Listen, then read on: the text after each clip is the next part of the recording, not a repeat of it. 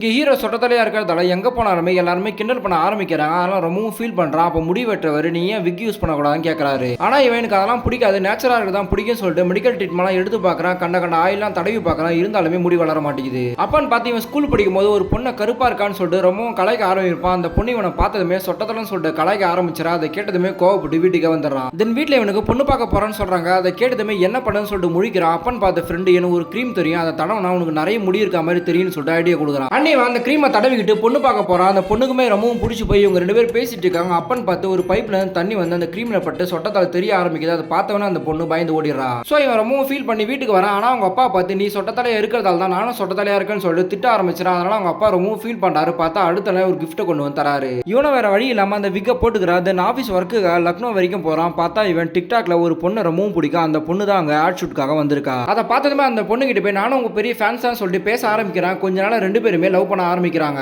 ஆனா இவன் சொட்டத்தலன்ற விஷயத்தை சொல்லலாம் எவ்வளவு ட்ரை பண்றான். ஆனா முடியாம போகுது. இவங்க ரெண்டு பேருக்கு கல்யாணமே நிச்சயமாகுது. பட் கல்யாணம் நடக்கிறதுக்கு முன்னாடி இந்த உண்மையை சொல்லணும்னு சொல்லிட்டு போன்ல எல்லா மெசேஜ் டைப் பண்ணி அந்த பொண்ணுக்கு அனுப்பிடுறான். உடனே அந்த பொண்ணு கால் பண்ணி எனக்கு எல்லாமே ஓகே தான் சொல்லி இந்த கல்யாணத்துக்கு ஒத்துக்கிறா. ஆனா என்னோட ஃப்ரெண்டு பாபுன்றவன் ஒரு மெசேஜை காமிச்சு எனக்கு ஏன் அந்த மெசேஜ் அனுப்பணும்னு கேட்கறான். ஆக்சுவலா இந்த பொண்ணோட பேரை பேபி ஸ்டோர் பண்ணி வச்சிருப்பான். இப்பதான் இவனுக்கு மெசேஜை மாத்தி அனுப்பிடுன்னு தெரிய வருது. இருந்தாலும் இப்போதைக்கு இந்த பொண்ணு கிட்ட எந்த உண்மையும் சொல்ல தரான்னு சொல்லிட்டு கல்யாணமும் பண்ணிக்கிறான்.